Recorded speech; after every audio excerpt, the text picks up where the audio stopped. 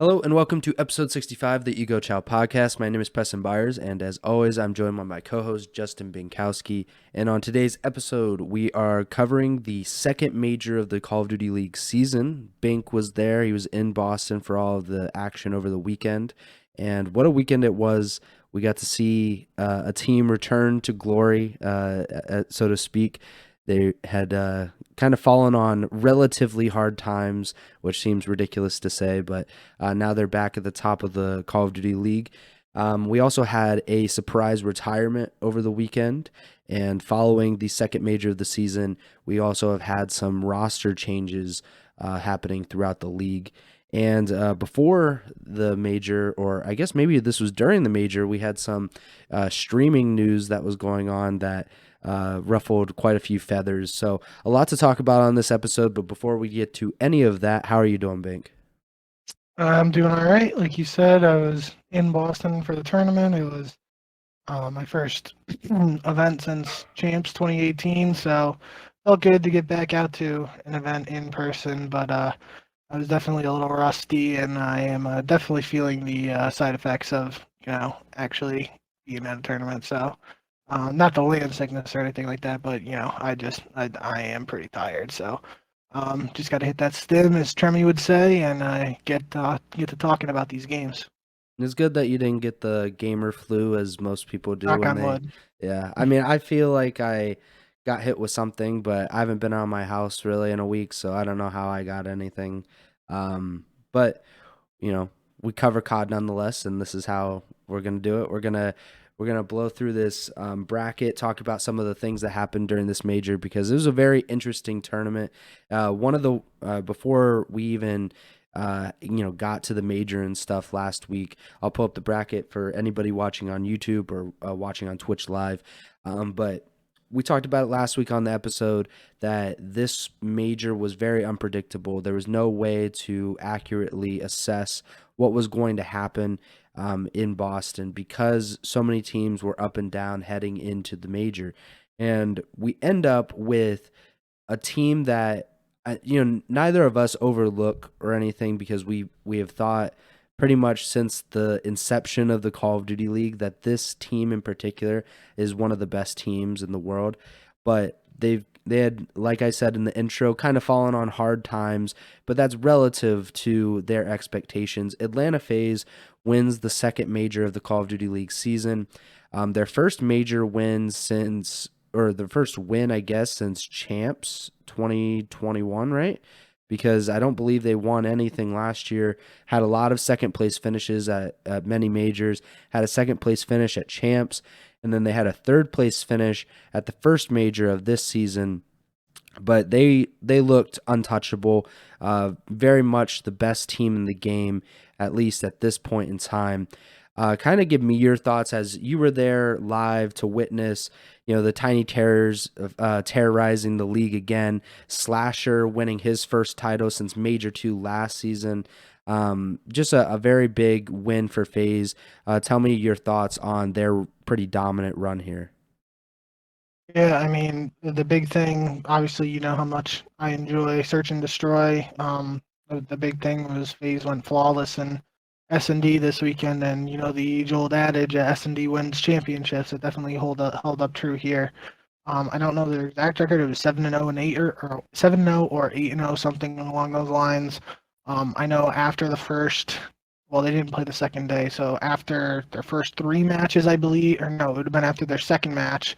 They were 3-0 and had an 18-3 round count in S&D, so just really strong performance. And there were multiple standout moments from every player on the team in Search and Destroy. Abizi had a massive 1v2 or 1v3 in the grand finals to help a comeback on LSCLO, where if they lose that, potentially they have to go to a game 7 in the grand finals, or they could even have lost momentum and not won the following control to win it all. So that was a big moment. Simp had, I can think of like two maps where he dropped double-digit kills and was just absolutely frying. Slasher had a big clutch on Hotel Search in the grand finals.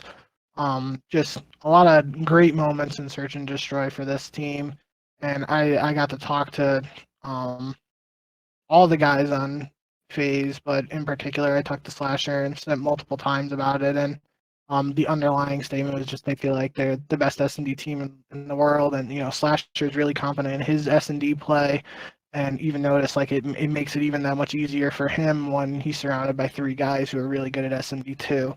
And then you have to take into consideration that Tupac is their S&D coach as well, which I talked to Crowder in the post grand finals press conference, which I'm hoping to get an article out on that tomorrow. So stay tuned for that. But little teaser, he essentially said that Tupac is the greatest S&D mind in Call of Duty history. So I don't really think that's up for debate to begin with. So it's not an outlandish statement, but to hear Crowder actually say it, I think just speaks volumes to what he's able to provide to a team that's performed well in Search this year and will most likely continue to perform well in that all important game mode. So that was the big thing for me out of FaZe. Just Search was flawless. They had a couple of instances in particular with the Minnesota series and in the grand finals too. They lost the opening hard point. Actually, did they lose the opening hard point to Minnesota? I'm pretty sure they did. They did, yeah. So in the winners bracket finals and the grand finals, they lost their opening hard point, and we're still able to take the series because they have that search and destroy that they can rely on. So hard point might be an area that they'll look to improve upon heading into Major 3 qualifiers. But when you're playing this well and you just have to make some slight adjustments in a mode like that while you can rely on your search, that's pretty valuable. So we'll shout out to FaZe. It was a really strong performance. I do want to say too, I think the whole like narrative that a lot of people in the community are pushing, like, oh, FaZe is finally winning again, something like that, is kind of wild to me because it's not like they were losing a lot last year or anything like that. They literally, I wrote it in the article I did for the just talking to the players after the grand finals, but they literally there were 4 majors last year in champs, so it doesn't count the pro am or the kickoff. They had 4 second place finishes and a third place finish. So like it's not like they were struggling by any means. They just actually weren't getting first place. And I just feel like it's one of those things where these guys, especially the core of Simp, Celium and Abizi, just from the moment they entered the league, especially Simp and Abizi, saw so much immediate success that it's almost like the expectation is for them to win everything or it's a failure. And I just feel like it's weird to think that some people are like, oh, FaZe proved they can still win or something like that from winning this tournament, when I feel like that's just always the case. It just didn't necessarily go their way last year. Like I said, they weren't getting 12th place, they were getting second and third. So strong performance out of FaZe. It was good to see, and will be interesting to see how they continue to build off this performance heading into the Major 3 qualifiers. Their S&D is just ridiculous. 7-0 at the major in Search and Destroy when they weren't particularly dominant in any of the other game modes. 3-4 in Hardpoint and 3-2 in Control. So my math is not great, but I believe that's 50-50 in Respawn. But when you're winning every single Search and Destroy, then that kind of helps your chances, I would think. For the season, they are 21-8 in Search and Destroy. Just a completely ridiculous record. Their worst map in they play Fortress. They've played that 4 times, and they're 1-3. So that's, I guess, their weakness in Search, but not a lot of weaknesses as a whole in that game mode. But if there is a team, or if anybody is able to kind of just steal maybe a Search, but if they can just dominate the respawns, that's the way to beat FaZe at the current moment, because we saw in the grand final, FaZe, they lost the opening hard point very, very close, 250 to 248, and they also lost the second hard point to LA Thieves. I think that's the only way to really beat them. Like you said, FaZe also lost the opening hard point to Minnesota. They lost the opening hard point to Boston. And they also lost the controls to Minnesota and Boston as well. that's something that has to be shored up, obviously. Like you don't want to leave so many like opportunities for the other team to beat you. And FaZe looked actually better. They were able to clutch up that hotel control in the grand finals, which essentially got them to the finish line. Because and then they also won the final control, a 3-0, a very dominant control victory for FaZe, which is pretty shocking, to be honest with you. But that's something that you want to see if you're a FaZe fan. It's just something that they really haven't seen all that often. Moving on from FaZe, let's talk about the Thieves, because they had kind of a, people were, you're saying that FaZe, people are talking about like, oh, they're able to win again, blah, blah, blah, even though they've been, I believe they were the number one seed going into champs last year because of their very high placing. They were pretty much like a contender for every single tournament since this inception of the Call of Duty League. So they haven't dipped in performance very much at all. Whereas the Thieves, obviously the defending reigning world champions, beat FaZe in the grand finals of champs last year. They have had kind of a similar trajectory heading into this major, at least. They had a similar trajectory to their last season trajectory, where they were not performing up to expectations, and especially not up to the expectations that a lot of fans had coming off of a world championship victory. Now, I think they have put a lot of those worries and like naysayers to bed, because they did finish in second place. It was not an easy second place by any means. They had to grind through the losers bracket after losing in the opening round of the winners bracket. My voice is going because I'm talking way too much, but they lose the Optic in round one, and then make an incredible losers bracket run all the way to the grand finals, but come up a little bit short against FaZe. What did you make of the Thieves and their performances this week, especially with their backs against the wall as they were in the losers bracket? Yeah, I think that's the main takeaway here is just they go on that 15-1 map count run from losers bracket round one to the grand finals. The only map they lost was in their rematch to Optic, Optic being the team that sent them down to the losers bracket. So that was just really impressive. It really started too with that. They're obviously it technically started with the win over Florida. That wasn't much of a surprise, but I think that New York match was where it was kind of like an eye opener. They just absolutely bodied the defending champs, and I think that gave them all the momentum they needed to go on this run throughout the rest. Obviously, I think the match against Toronto, even like Octane like said it in the post match interview, like he was like, thanks for the alley oop FaZe, because FaZe 3-0'd Toronto.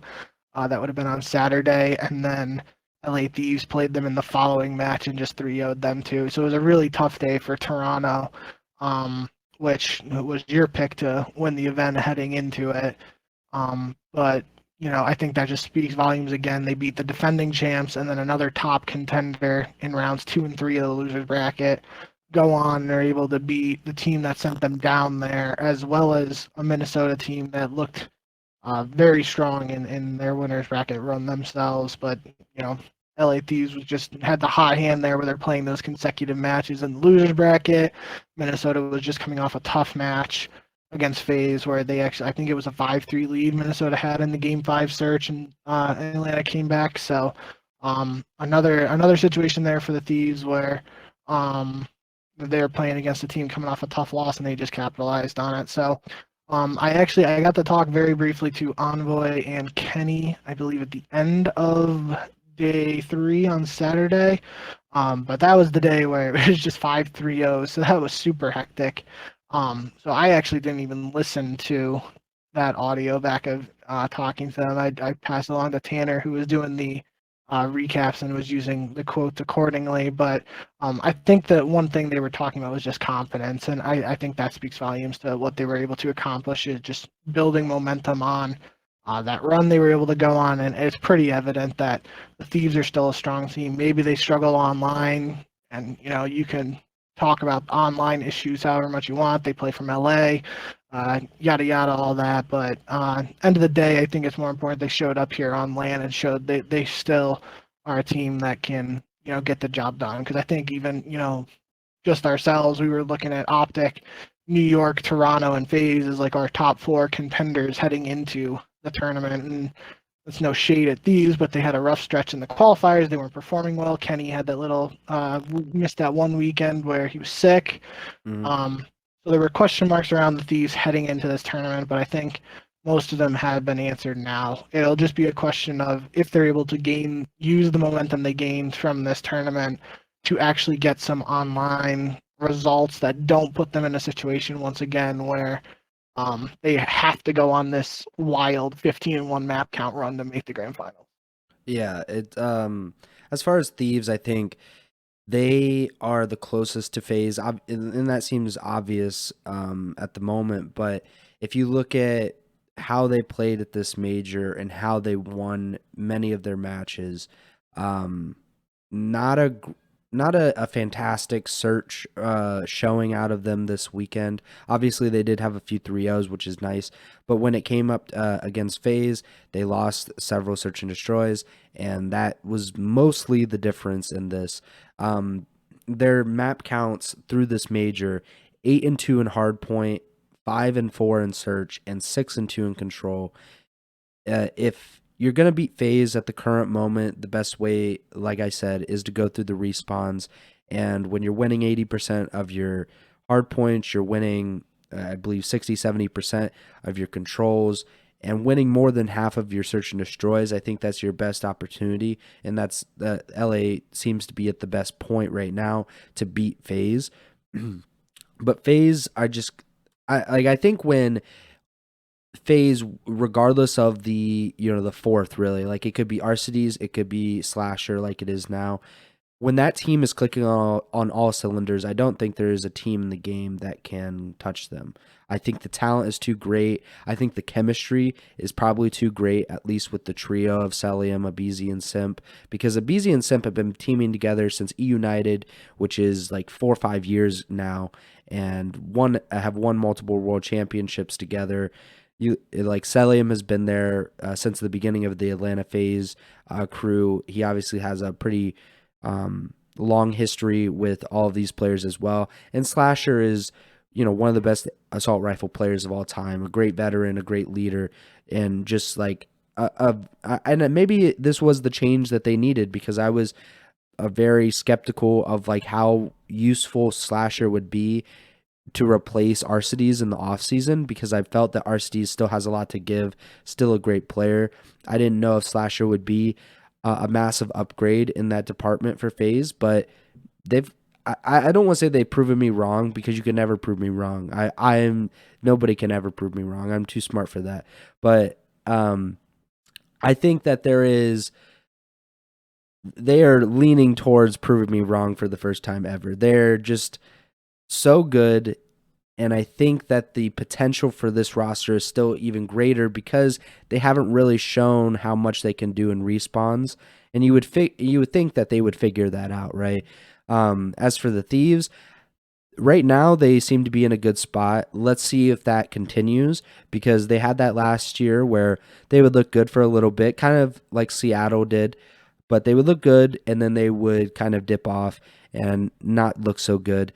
I think they're definitely a contender for the rest of the season. There's no doubt about that. Just too much talent and a lot of chemistry, like FaZe, and they have world title experience.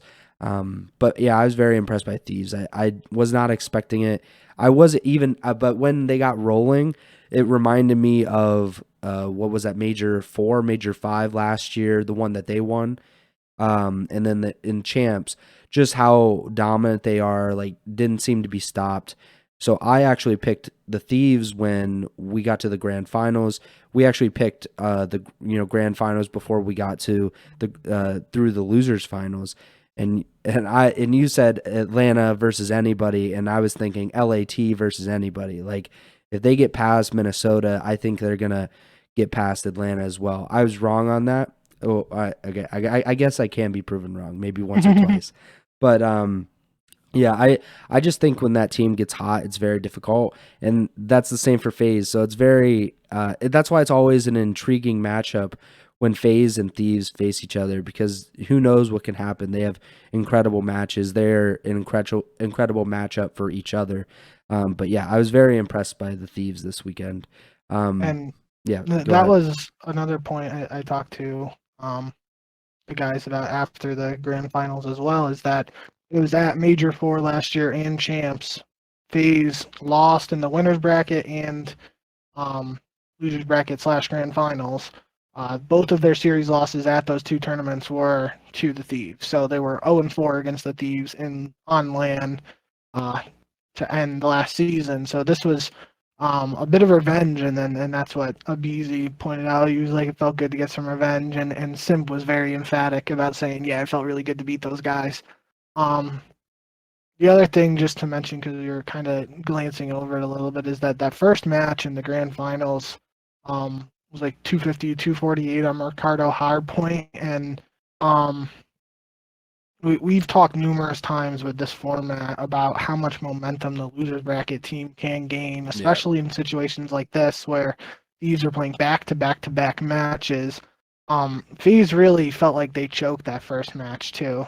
Slasher kind of was making a joke about the lack of red dots in the game because he was saying that he thought they had cleared out Envoy of a certain position, but it turned out they didn't. And he was like, "Yeah, I got hit by a little red dot cheese or whatever," and it was pretty funny. But um, it was just, yeah, it was one of those things where that could have, turned badly for FaZe. But again, we talked about their search and destroy. They're able to rely on that. But it is a good point too, just to bring up LA Thieves' success in hardpoint. If this is a battle we see moving forward throughout the rest of the year, um, that's going to be the question mark, is which of these teams starts to win that other match, the other team's strong suit, right? If FaZe is able to improve their hard point where they're consistently beating Thieves, and hard point is going to be really hard for Thieves to take down Atlanta, and then vice versa. If the Thieves improve their search and destroy to a point where they're competing against FaZe and able to beat them in that, then that makes Thieves a very scary team, especially going up against Atlanta. So looking forward to some more battles. And coincidentally, we do get to see this matchup once again in the online qualifiers, I think on the first Sunday of week one. So we don't have to wait too long to see another matchup, even though it's online. Yeah, that should be really exciting. As for the scheduling stuff, I don't know how they haven't figured this out yet. It's only been this is like the fourth season of the CDL, and I think that if you're gonna have the winners finals on Sunday, then they have to be the third to last match. Like it has to be winners finals, losers finals, and then grand finals, which isn't an Wait, ideal format anyway, just because FaZe would still have been sitting at least for like an hour or 2 hours and stuff. What were you gonna say? you, you can't do losers final before winners final Yeah, because yeah. Beasy mentioned it in the post match interview too, that They the flipped winners the. final should be the second match on Sunday. Yeah, yeah. It That's what I would was go saying. losers round four, winners final, losers final, and then grand final. I In think a the I. scenario, there's still a scenario there Yeah, where a team would play three straight matches, but it's one less match that the winners final victor has to wait. yeah. I think the ideal scenario would be that the winners final would be like you know on Saturday night. And like obviously a lot of scheduling would have to be changed, but the idea is that if like there's no way to really make it fair. Like they can't play at the same time because of the winners finals, losers finals stuff. But I think it's a little more fair if everything was done by Saturday night except the grand finals because then everybody's coming into this Uh, on an even playing field. But like they've done it for I think Champs. champs, grand finals and stuff, which is nice because it's literally like almost like a sporting event. It's like there's just one match, it's for the championship. But of course, like the logistics of that is a nightmare, I'm sure, because in champs they only have 8 teams and things have changed like that. So there's really no perfect scenario, but yeah, I think the smallest change and the most reasonable change would just to be to flip the first and second match and make the winners finals the second match and then go right into the losers finals and grand finals.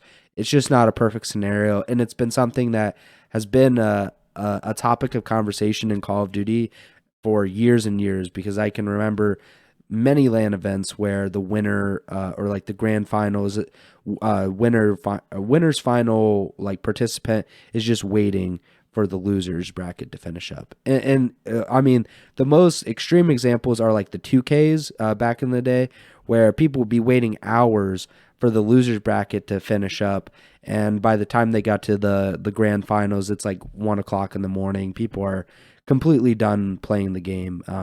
But yeah, just a small change that they can make, and I hope they do make it at least for the next major. As far as the next team on our list that we should discuss, the Minnesota Rocker, somebody that, if I remember correctly, when I said that I would be the most surprised if Boston beat FaZe in the first round, I believe what you said was I would be the most shocked if Minnesota beat New York in the first round.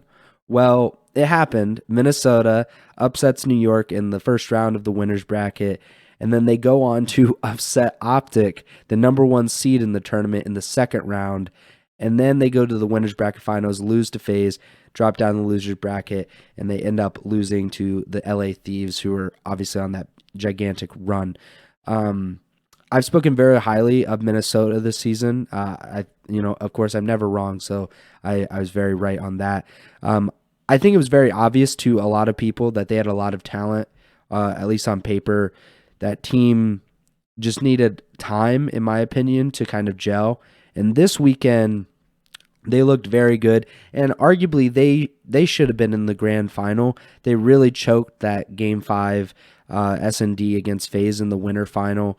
I believe they were up 5-2, maybe 5-3, and they just really let it slip. What did you think of Minnesota's performance? Because I'm not saying you didn't think highly of them, but they had a really hard road to get to a third place finish. Yeah, I can't remember exactly how we worded it last time, but I just remember pointing out that it was like New York had lost to Seattle in the online qualifiers heading into the major, and then Seattle had lost to Minnesota. So Minnesota was just a team in general we talked about in the last couple episodes now, where we really just didn't know what to think of them. They had like a strong win against FaZe in the online qualifiers. They'd lost to, I can't remember who it was to, but it felt like they were up and down. And heading into the tournament, we didn't really know what to expect. But I think it is worth noting that New York suffered from extreme travel issues. Minnesota also did, but I think New York had it the worst and like got in the latest and didn't have their luggage the longest or stuff like that. So regardless of that, I think that was something, in the back of people's minds, at least after the first match, like, oh, this might be a little bit of a fluke. Minnesota's going up against a New York team that's coming in with a lack of preparation, dealing with travel issues, yada, yada. But then they get that 3-0 win over Optic, and I think that's the eye-opener right there, where it's like, okay, now this is legit. It doesn't matter what you thought of that first match. Like, they can hang. And the big thing was Bance. Like, Bance pretty sure had like a 1.3 overall KD heading into Saturday. He was just on a different level kicking off this tournament, and him and Afro were working really well together. I know Afro in particular struggled in the Thieves matchup where they got eliminated, but other than that, he played super well this weekend too. But yeah, I just think Minnesota was one of those teams. They have the talent. It was just like not an ideal start for them to heading into these majors, and in the qualifiers, we didn't really know what to make of how they were playing and whatnot. But I think this shows what they're capable of. The only thing for me is if it's taking Bance dropping a 1.3 for them to get to these positions, how reliable is that? I'm nothing against Bance or anything like that, but relying on any player to drop a 1.3 consistently is extremely difficult. So we're going to have to see how Minnesota builds off this, but it's definitely just speaks the volume of the competition of the CDL. Another point we've harped on multiple times here is just all these teams are good. You only got 48 pros, and Minnesota showed what they're capable of doing when they're playing their best. And like you said, they could have very easily been in the grand final if they just closed out that game 5 against FaZe, but FaZe iced up and knocked them down to the losers bracket, and they weren't able to regain from that. So, yeah, I'm excited to see what Minnesota is capable of going forward. Just again, I'm going to have my eyes on the squad as a whole because I don't think it's realistic to expect bands going out there dropping 1.3s on a consistent basis. Yeah, definitely not. I think that's a really good point too, that these kind of outlier performances by specific players, it's very hard to judge like what is like kind of how's it gonna work like throughout the season. Is this just like a turning point for this specific player? Like Bance is, like to look at the stats from the major, Bance and Hardpoint was the only Minnesota player that had a positive KD. He had a 1.23 KD, and Afro was the second best with a 0.92. That's affect. I'm pretty sure he had a 0.5 in the hard point against the Thieves, so like that's affected. But Afro was playing well up until that one. Sorry, go ahead. But yeah, like it's just it. And I'm also just looking at the stats for their maps and stuff, and it's not like obviously when you lose 2 maps that kind of skews it, but they only had 4 maps, small sample size and whatnot. But there wasn't like a game mode that they are absolutely dominating in. They were 3-1 in control, so like that's good and stuff. But 2-4 in hardpoint, 3-3 in search. Like it's not fantastic. And if you look at how they've been doing throughout the season before the major, it kind of lines up. They were 10-4 in control, very good record. But again, that's the least important mode because they only play it once. And they were about 50-50 in hardpoint and about 50-50 in search. And that makes me think we now have dozens of matches to look at. Of course, quite a bit of those are online, and we don't know exactly how relatable or how reliable they are when you compare them to LAN. But if they have about the same record or the same ratio of wins in all 3 game modes from LAN to everything before this LAN, it makes me think that a 3rd place finish was probably an overachieving result for Minnesota at this point in time. That being said, that's okay. Like I think this is they're close to their ceiling about this, like a 3rd place finish, nearly a 2nd place finish because they really should have closed out against FaZe in game 5.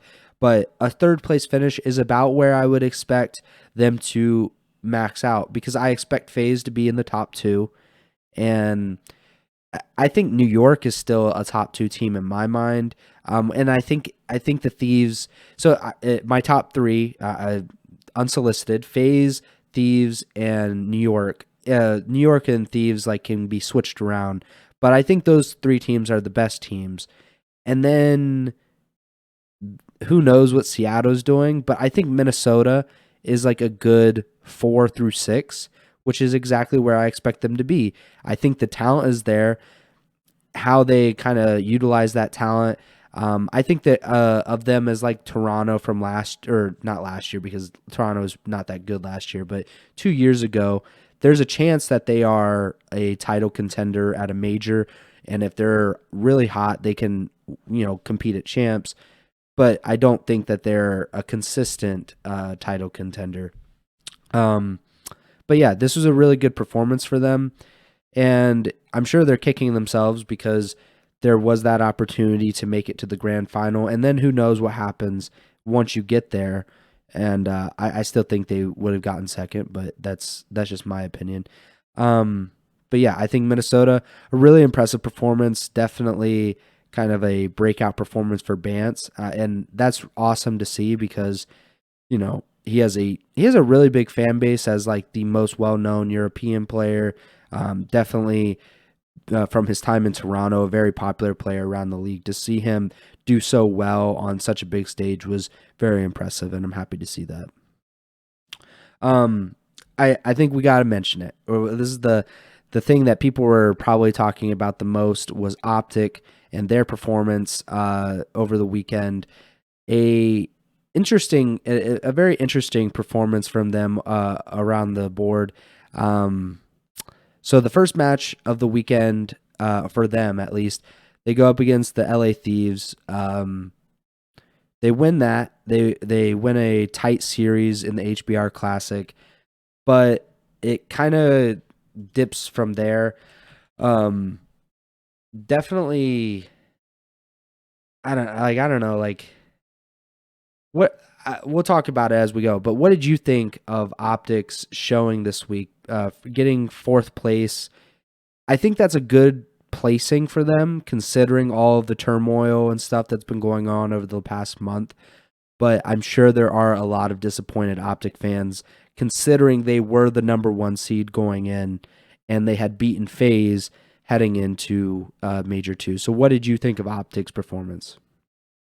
Yeah, I think we saw what they're capable of, and at the same time we saw what some of what could lead to their downfall with um you know they beat the Thieves and lost to the Thieves to get eliminated. I think that's just enough example there. The winning and losing to the same team in the same tournament is can speak to uh, how the team performed and evaluating them. Obviously momentum plays a factor there, but um, that was the Thieves' first match of that day, I think. So, Yep. um, that was just the second game on Sunday, so it was both their first games. So, um, regardless, I think fourth place, like you said, is a good placing for Optic. Greenwall fans won't want to hear that, but with everything that transpired over the past couple weeks and all the turmoil, like you said, and the roster changes, Scump retiring, Rainbow no longer coaching, just a lot of stuff going on behind the scenes, I think that's a respectable placing. It's where they go from here that's going to be the most interesting. Just and I feel like we're saying that for multiple teams, or at least I'm saying it for multiple teams. But I know on the flank, I was kind of just had it on in the background after the matches while I was writing. But one thing the flank guys seemed to be harping on about Optic was just their can't think of the word now.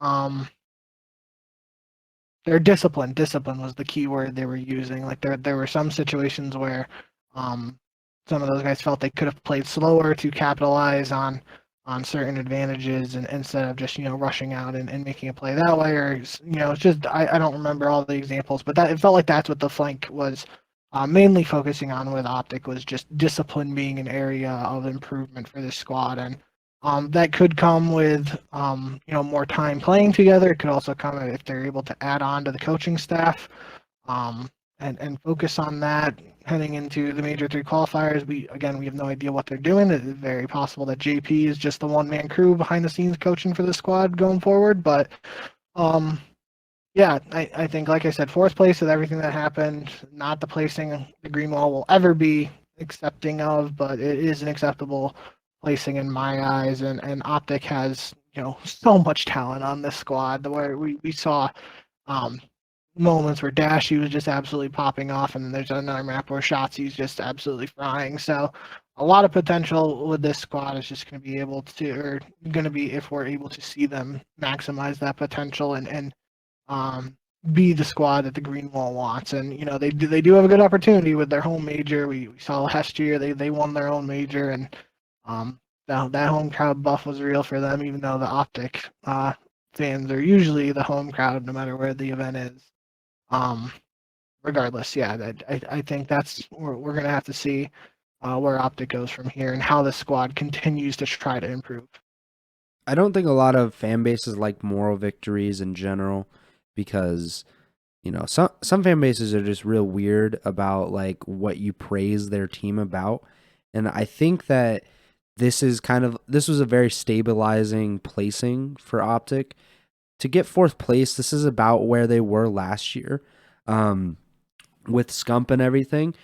And if I remember correctly, didn't they finish fourth at champs last year? I believe they lost to Seattle, if I'm not mistaken. So, I mean, fourth place isn't bad. This is the optic that I not necessarily grew up, but that I was accustomed to when I started watching Call of Duty. That third, fourth place was a very comfortable region for them in the nade shot years, barring like X Games and whatnot. But this is a good performance. This is not a great performance. A great performance would have been, grand finals, winning it and whatnot. But very good for how much stuff has been going on. They also had a really tight series with the Thieves in the losers bracket. It was pretty much a coin flip in almost every single one of those maps. Optic won 250 to 203 in the opening hardpoint, and then lost a round 11 search on Embassy, lost a round 5 Albagra control, and then lost a 250 to 243 Embassy hardpoint to the Thieves. That's a really, really close margin of error. And Thieves were able to clutch it up, and that's what great teams do. They're able to finish and like close out games. As we saw with FaZe against Minnesota, they were able to climb back into that final search and get to the grand finals. So that's what great teams do. But you also look at it like Optic has been this roster for 3 weeks or so. It's not the end of the world. It's also very early in the season, so there is a lot of room for this team to grow. And I looked at the stats. So just with this lineup, they are now 6-8 in hardpoint, 8-3 in search, and 3-5 in control, which is not great. I will admit. 8-3 in search is very good. But it's also like this team has the roles are not perfect on this team. From like they didn't get to pick to play with each other essentially. Hook was not a first option for Optic to replace Dashy. Dashy was certainly not expected to replace Scump, and because Scump was not expected to be replaced essentially. And the difference right now between when they had Scump in the lineup and when they didn't, and they haven't had Scump in the lineup, is that they are much better in search and destroy at the moment, but they are worse in hardpoint. So when Scump was in the lineup this season, they were 8-5 in hardpoint and 5-7 in search. They've essentially flipped that. So now they are, good in search, not bad necessarily in hardpoint, but not great either. And I think that's interesting. I wouldn't have guessed that, to be honest, because Scump is a very good search and destroy player. And no, what were we gonna say? It's not like Scump is a bad search player, so that's all I was gonna add. Yeah, so like, I mean, they have the exact same record in control, 3-5, but the difference is they've essentially went from a 40%, 45% win percentage in search to like a 70-75% win percentage in search. And I don't know, that's interesting. I wonder if that is something that will continue, because this is a pretty small sample size. Really only like 7 or 8 matches, I think, now, with really either way, to be honest, because they hadn't had very many matches before Scump ended up retiring, and they haven't had many matches since he retired. But something to keep an eye out for, see if they're able to continue that trend. It's something that FaZe has been able to parlay into a lot of success, but FaZe has been even better in search, and I feel like they're able to kind of win the respawns when it matters, like they did in the grand finals against the Thieves. So it's an interesting thing to look out for as we continue on in this season. We're about 40. No, what are you saying? I'm just wanted to add real quick. It was a good point. You bringing up the actual matchup here, but in the rematch between the Thieves and Optic, how close those matches were.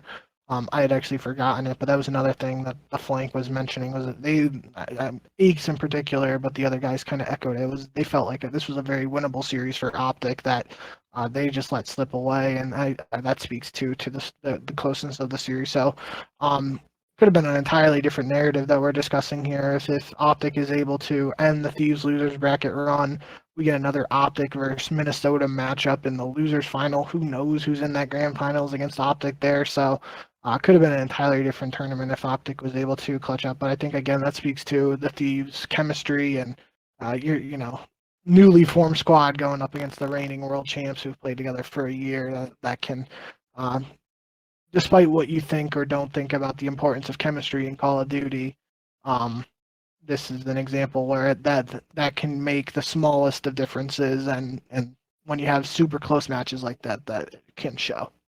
So we're about 45 minutes in. We've only talked about 4 teams mostly. So we're going to try to quickly run through some of these other teams. Of course, we don't really have a lot to say about a few of these teams like Florida and London, who only played one match. Same with like Vegas.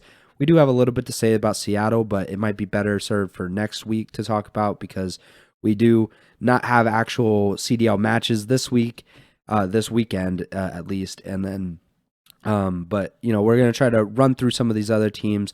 Give me your just kind of overarching thoughts about these the rest of the 8 teams that did not get the top 4 at the major. Since you were there, you got to experience a lot of the tournament and a lot of the matches.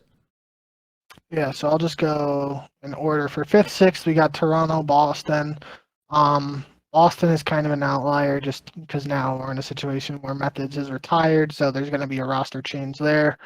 Early rumors suggest that Beans will be coming in, and we saw him play in one match at Major 1 where Boston lost when Awakening was ill, so will be interesting there. But Boston played a really tough, really close match against FaZe to kick off the tournament. Again, similar to what I was just talking about with Optic versus Thieves, like if Boston's able to clutch up in that game 5, which obviously it's tough against FaZe's level of S&D right now, but could have been an entirely different tournament there. So Boston was able to capitalize on some matchups against the struggling Thieves and the Gorillas just being the Gorillas and another newly formed squad. But then they weren't able to beat Optic in the following round. So interesting matchup there. We're just going to have to see what happens with Boston, what their new roster officially looks like, and we'll be able to evaluate them for moving forward there. I think Toronto, that big storyline with them is just touching on that one bad day, right? They play against the Gorillas, who were looking strong in Hardpoint in particular in the online qualifiers. Maybe a mid-range team, we were kind of saying heading into the major just because they played. It was Toronto and Atlanta in the last week of the qualifiers. They played them close, although they lost both matches. Toronto was able to beat them again, but then they just have that bad day on Saturday where they don't win a single map and get bounced from the tournament. So I think Toronto's still a good team, a lot of potential there. Just gonna have to see how they're able to respond from this adversity, because obviously an 06 map count day just isn't ideal at all. Yeah, I think it's like the bottom 4 teams are kind of the teams you expect to be at the bottom 4, except Seattle should be replaced by LAG, in my opinion. That's like the team that, but this is true Seattle. They are either like championship hopes or literally picking first in the NFL draft kind of thing. Like there is no in between with this squad, and why I have no idea. But it looks like they're not making a roster change. I believe Phoenix, the coach for Seattle, I believe he had mentioned on stream that they weren't going to make a roster change, which is interesting. But I think the right move overall, because it's just like I think they have championship potential, but man, they really did not show it. But yeah, I'm not too surprised about London, Florida. I mean, I'm sad about Vegas, but not that surprised. But yeah, not a lot of thoughts about any of these other teams. Toronto, I will say, I was a little disappointed with them. I thought they could go further. I picked them to win, and I still feel confident that they will end up winning a major if FaZe has an off day or something, because that's going to be a really tough team to beat when they're at this kind of level. But yeah, that's really all I have to say about the teams at this point. I'll just rapid fire through the other six. I was Yeah. just giving you a chance to talk about Toronto and Boston if you had anything. Obviously for New York, we touched on the travel issues and all that, so I don't think we got the best showing out of New York that we saw obviously evident from their championship at Major One. So this might be a little bit of an asterisk event from them. We'll see how they're able to rebound from it, but I don't expect them to be placing that. Like if we get to the end of the season, this is their worst placing. I wouldn't be surprised just based on how strong they've looked. At Major One and in the qualifiers heading up here. Um, LAG again, we kind of briefly touched on it, but this was Joe DeCeve's first pro LAN. Um, Still a new squad for LAG with 3/4 of that. Um, Academy team from earlier in the year, but they were able to win a match against Vegas, which obviously is better than getting last place, but weren't able to move forward against Boston. So back to the drawing board for LAG. I would be surprised if they made another change just because we saw the potential of the squad, especially in hardpoint. So I would like to see them stick it out and try to improve as a four-man crew, but I guess we'll see what happens going forward there for them. And yeah, I think like you said, you kind of hit it with these other squads. Not really much to say about London. Florida's going through big changes now.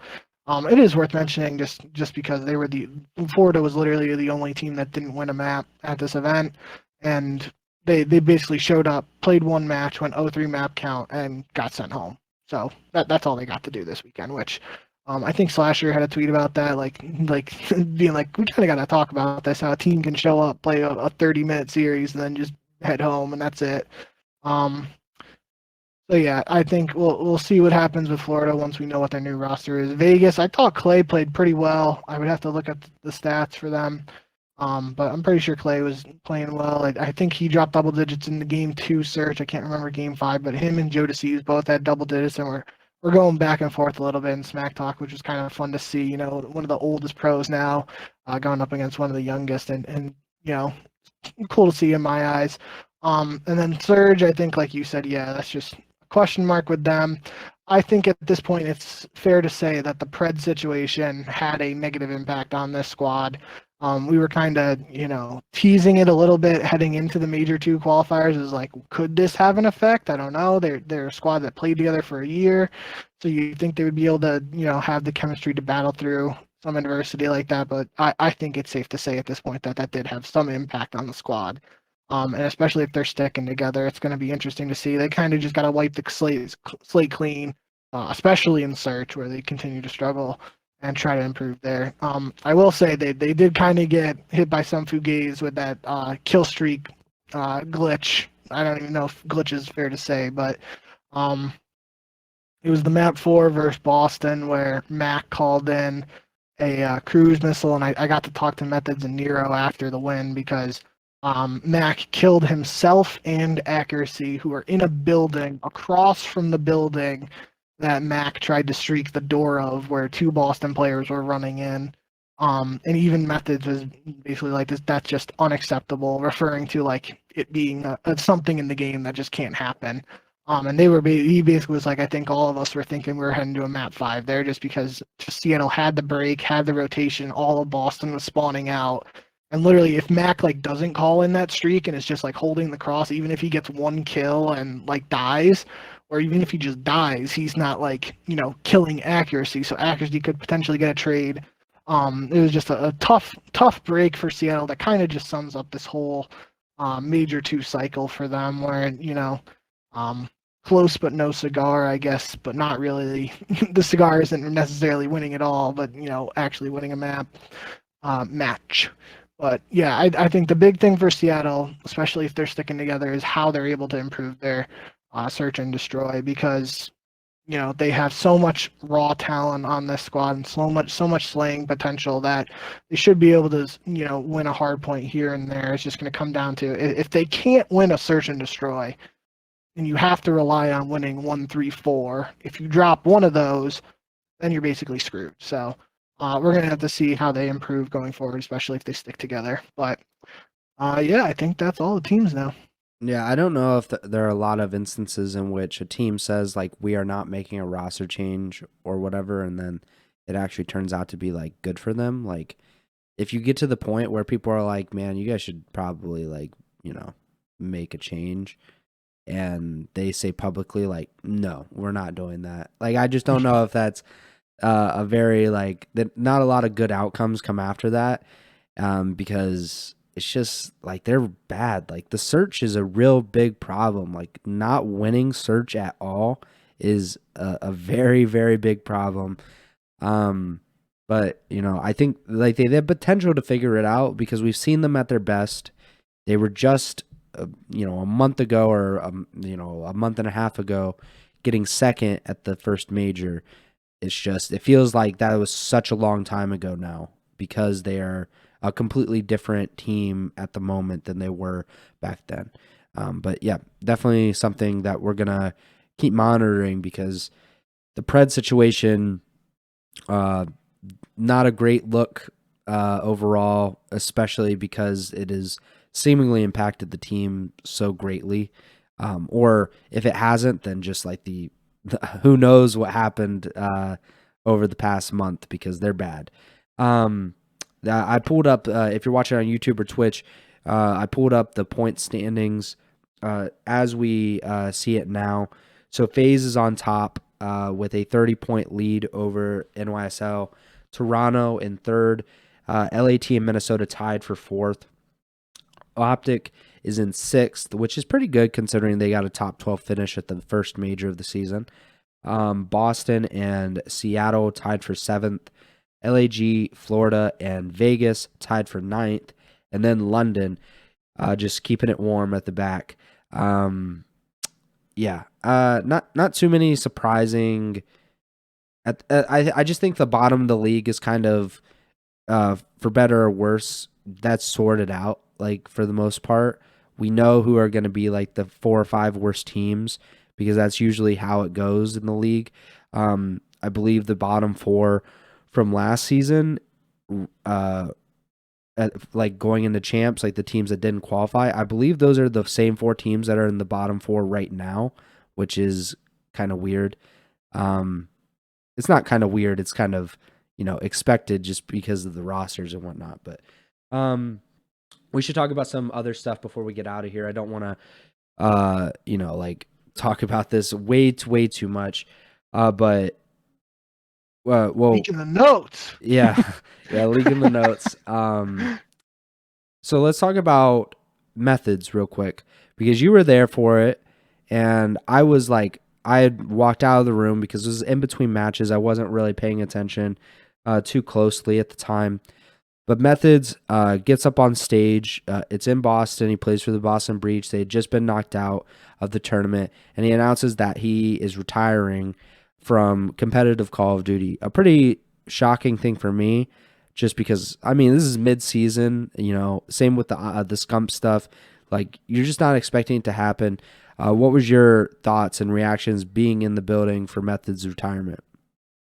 Yeah, I was very surprised. I think, in the grand scheme of things, it's something that's always been there for Methods, that being full-time content creation. We've talked about it multiple times, even dating back to when there was the potential Washington Demon Cats franchise, and then once it moved to Boston and stuff, when they're looking for somebody to build around, Methods was a name we both immediately jumped at just because he has that brand. And for a new franchise coming into the league, I know I did, but I'm pretty sure you agree that it was smart to have somebody where you can build around the brand like that from a competitive standpoint and a content creation standpoint. Sure. So that's just something that has always been there in the background. When other Methods decided to retire, he knew he could fall back on content creation. And obviously, we don't know the extent of the reasoning because it was very sudden to me. I got to talk to him after that Seattle match that they won, and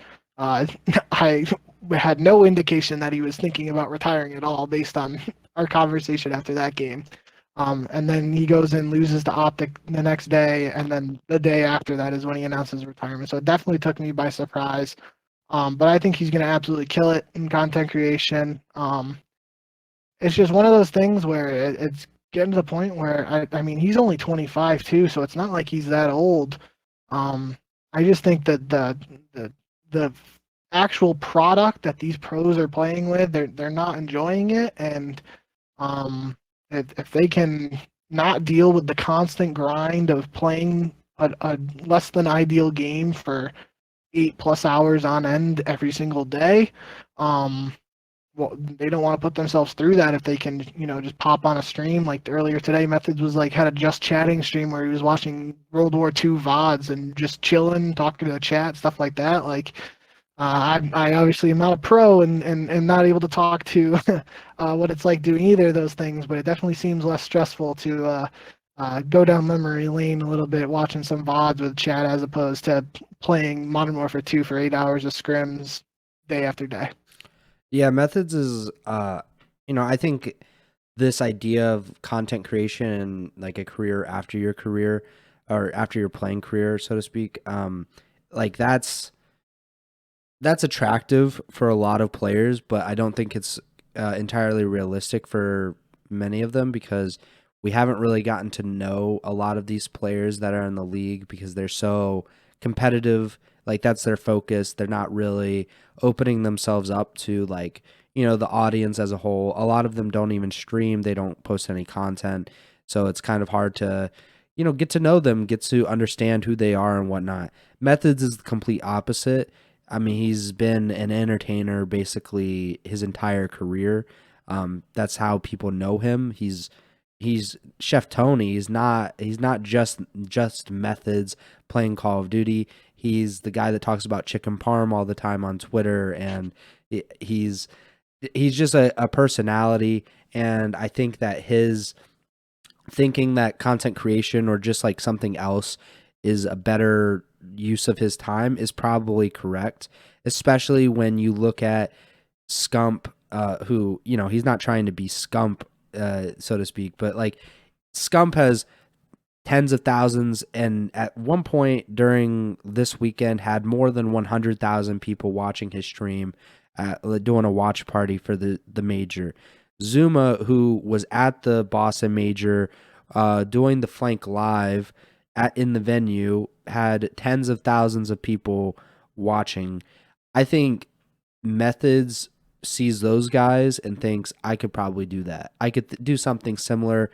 I could carve out a career of my own, doing Twitch and YouTube and whatnot, which I think he can as well. And I'm very happy that he's like he's done, like he's over it. I would imagine, and why wouldn't you if you're a COD pro and one of your last matches ever is you winning a match that you had no business winning because COD just decided like, no, we're not doing that. We're Seattle, you're losing, Boston, you're winning. And you don't really get a choice in that.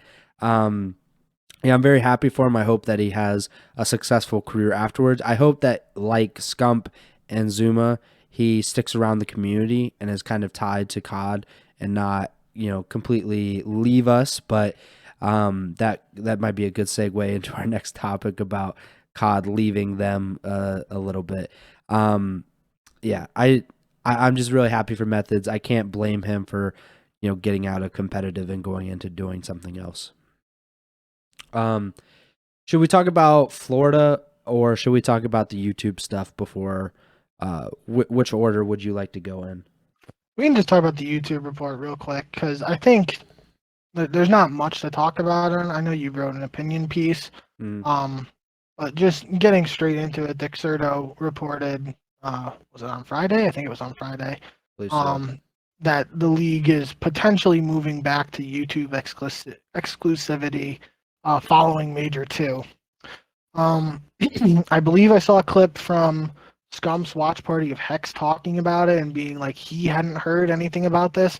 Now, obviously, that could just be semantics and him just, saying that for the sake of saying it, but it seemed like he actually had no idea of it and was like, I don't think the CDL would make a move like this without consulting your partners first. So I found that to be interesting.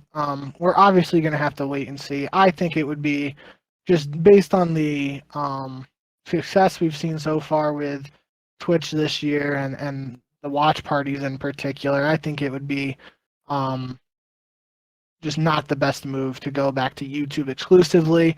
At the same time, one of the points you made in your opinion piece is the importance of media rights deals and the money that can bring in for Activision, which could allow Activision to continue to run these the CDL in general. And then I know I personally I liked watching on YouTube, just having the ability to immediately rewind, and I could like double check the score when I'm trying to update our scores and standings posts for matches and stuff like that. But I mean, I definitely like the clipping feature on Twitch more than clipping on YouTube. So there's pros and cons to both platforms. I think the big one, though, especially that everybody's seeing with the success of the watch parties, is just the viewership.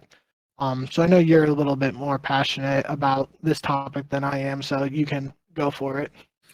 I don't want to spend too much time on it because we're a little bit over an hour already, but I implore everyone that is very interested or very passionate or really don't know, like what's going on and whatnot, to go to my opinion article. The title is CDL's reported return to YouTube is just another misstep in COD Esports' eternal search for progress.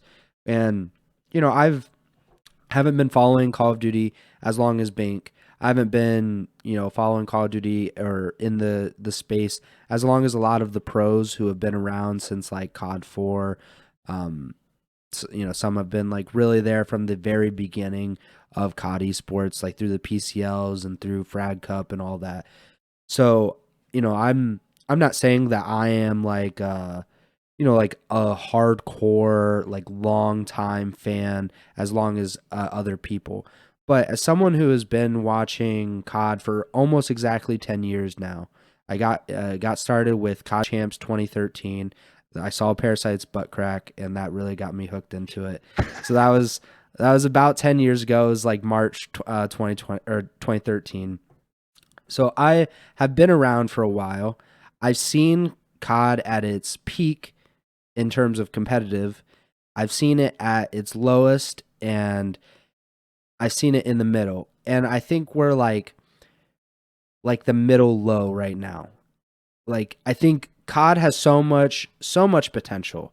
The fact that people still talk about this game and talk about the scene as a whole so much on Twitter is ridiculous. Like, for as small of a esports scene as we are compared, like in viewership, compared to like League and CSGO and Dota and all of that, like the people on social media are very passionate about that. And I think that shows that there's a lot of potential for this league and for this esport to grow. But I think that moving back to YouTube, and it will be a very negatively perceived move because of what we've already seen people say about a potential move back to YouTube. It's going to be like a real big problem for them. It's going to be at least a perception issue for the league that it's about the money and not about growing the scene, which of course it's about the money. Like nobody's, naive to that. But if they do move back to YouTube and go away from Twitch, that proves like that is like a very blatant act of like this is about the money, and people just don't like seeing that in general, even if they know it to be true. So YouTube could be an attractive option for the CDL just simply because of the media rights. And I'm not saying that I'm very clued into any of this stuff, but I know that media rights is worth a lot of money in traditional sports. You look at the NFL, you look at the NBA, they are making billions of dollars off of, selling their media rights to like CBS, Fox, ESPN, etc. Obviously, the CDL is not making billions of dollars off of their stuff, but I'm sure that it is something that is, relatively lucrative to the league if they're able to sell their media rights to YouTube. Whereas the same thing that Activision did in, 2019, where they sold the media rights for the Overwatch League and the Call of Duty League to YouTube, which made it the exclusive home of the Activision's two biggest franchise esports leagues. As far as I'm concerned, it's a really bad thing. And not because I dislike YouTube, because I agree with you. I think it's a lot more convenient to watch on YouTube, to like be able to rewind stuff it's much better. But as far as like, I just want to see Call of Duty esports grow, even if it makes me a little uncomfortable or makes me a little like annoyed at certain times because like I might not like a certain aspect of how we're growing. I want this thing to grow. I've been around Call of Duty for 10 years and I haven't really been following any other esport for that long. Like I don't care about any other esport to that degree. And I don't even play Call of Duty and I still have a podcast with Bink. I still watch these events. I still write articles. I still edit articles. I actually keep updated on like what's going on in the league. And I don't even play the game. That's just because I love COD esports. And it just would make me very sad and very frustrated to see this happen again, where I liken it to the MLG.TV move, which I think is one of the worst things that ever happened to Call of Duty esports. Just moving away entirely from Twitch at a time when the league really not the league, but like the scene really needed it, and at a time when players like Nadeshot and Scump were still getting thousands and thousands of Twitch viewers, to move completely away from that, I think was a mistake. And now it would be a maybe even a bigger mistake for the Call of Duty League to move away from Twitch, where they have Zuma and Scump, now maybe Methods, other players. I saw that Karma was co-streaming. I saw that Rambo was co-streaming. And I'm sure there will be many more. But to move away from that and move away from all of the viewership that essentially it's just been created because of these co-streams that have been allowed to happen, I think that'd be a huge mistake and definitely something that would hurt Call of Duty esports as a whole and maybe never recover from like to the same degree, or it would take just a long time. So that's my rant kind of done. We should, before we go, let's talk about Florida because we do have some roster mania stuff, and I think this is just kind of the tip of the iceberg. We have like a week off from matches this week, and teams are obviously going to try to improve their roster before the Major 3 qualifiers begin. But Florida has made a few changes, actually. So Vickle has now been benched, and Major Maniac has been completely dropped from the team as far as I know. And right before, or like maybe an hour or two ago, Brack was announced to be coming back into the roster. So he will be replacing at least one of those guys. And then Florida will, presumably have to do something else. What do you think about Florida making these changes after a pretty a very disappointing start to their 2023 season? Yeah, I don't think we have to talk about it too much because we'll need some filler next week when we're talking about the matches before they actually happen. But yeah, I think it's just important to note this. Like you said, this is the start of roster mania. We got a week off this week, but then the matches start the following week. So there's not a lot of time here, but it is slightly enough time to make some changes like this. I think it is worth noting that Major Maniac is completely released as opposed to Vickle still being a sub. Vickle's one of those young players who had showed signs of potential last year, so I think it's good that Florida is still keeping him on the bench just in case they decide they want to try to bring him back in. Although I talked praises of Major Maniac and what he's able to do on a team outside of what's posted on the stat sheet, he even showed last year, I'm pretty sure he went down to Challengers and saw some success, I believe, with like 2 Real and I can't even remember. That's why maybe it was Mohawk, right? Didn't he win Challengers champs or whatever? He might have, yeah. I can't remember, but regardless, yeah. We've seen this scenario for Major Maniac before, so I wish him the best going forward. But I am happy that Brack's back in the team. We talked about it at the time when they benched Brack for Dave Patty, how Brack was statistically the best player on Florida in all 3 game modes. It was a very questionable move at the time, and Florida seems to realize, yeah, maybe this guy deserves another chance. So we're obviously going to have to talk about a completed Florida roster, assuming they make the moves before we have our next podcast. But there are speculation that Dan Ghosty, who I don't know if there was an actual MVP of the Challengers event, but he was on Fellows' team that won the Boston Challengers event this past weekend. There's rumors that suggest he might be getting signed by Florida, but it sounds like they're going to be having some tryouts either way. So yeah, we'll just have to talk about more about Florida when we know more about their squad. And then you obviously have, with Methods retiring, there's the rumor of Beams going in, but again, we don't know Boston's um, exact confirmed lineup heading into the Major 3 qualifiers.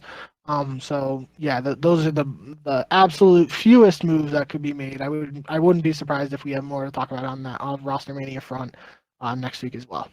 Yep. But yeah, that about does it. We've had a pretty big episode, but there was a lot to get through. A very interesting tournament. We talked about the YouTube stuff. We talked about some roster mania stuff and Methods retiring. Just to update the fans, we did really well in pick'ems at the major. We both went 12-6, so we are both over 500 now. Bink is 39-33 on the season, and 37-35. So for anybody that was doubting that we actually knew what we were talking about, we still don't. But we picked pretty well, and we're going to continue to pick well probably for the rest of the season. Definitely not going to come back to bite me at all. Make sure to subscribe or follow the podcast wherever you're listening on. We're on Apple Podcasts, Spotify, Google Podcasts, YouTube. You can come watch the live stream every Tuesday or so, usually on twitch.tv/Ego Chall Podcast. Make sure to give us a 5-star rating on Apple Podcasts and Spotify. Follow us on Twitter. He's at jbink with 2Ks. I'm at Preston Byers, and the podcast Twitter is at Ego Chall Podcast. The next show will probably be February 14th, so on Valentine's Day. Maybe we'll kiss on stream or something. We'll preview the Major 3 qualifiers. Like Bink said, we'll probably update you if there's any new information on what's happening with the roster changes around the league. Maybe there will be more. Who knows how that goes. And maybe we'll have some YouTube news to talk about if the CDL has the cojones to announce that before like Wednesday or something, just to kind of sneak it in there right before they go live. But yeah, that about does it. Bink, take it away. Yeah, thank you guys for tuning in.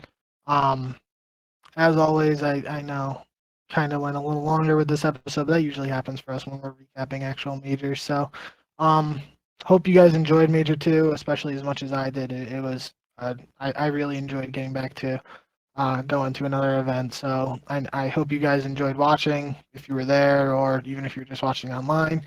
And if you're on the fence about going to one of these events and it's close, like, you know, just do it. If you haven't done it before, it's a really cool experience. So that's my advice on that front. I will say, if we don't have to, if you got plans on Valentine's Day, we can figure out a different time to do the show next week, especially because the later in the week we do it, the more likely we are to have that roster mania news and that other stuff potentially announced. As well as it's just worth mentioning real quick too that next Wednesday, February 15th, is when Season 2 of Modern Warfare 2, Warzone 2, and DMZ drops. And Ranked Play is supposed to come out with that update. So they said the same thing last year, because I specifically remember writing an article about Ranked Play coming out on Valentine's Day last year, and then it got delayed. So who knows if it'll come out and what state it'll be in at launch. But for anybody who's still playing MW2 online, you can look forward to that, and maybe we'll be able to talk about that in the weeks to come. So looking forward to that. Also, if you guys are interested in any interviews and stuff like that from this past weekend, check out my Twitter. I've been tweeting all the interviews that I've been doing, or you can just go to the COD section on .esports.com. I'm hoping to have a couple more follow-up interviews throughout the rest of this weekend, next week before the Major 3 qualifiers. So definitely keep your eyes out for those if you're interested in any straight-up player discussions and what they had to say from the past Major. But enough on that front. Thank you guys, as always, for tuning in, and see you next week. Remember to send the chow.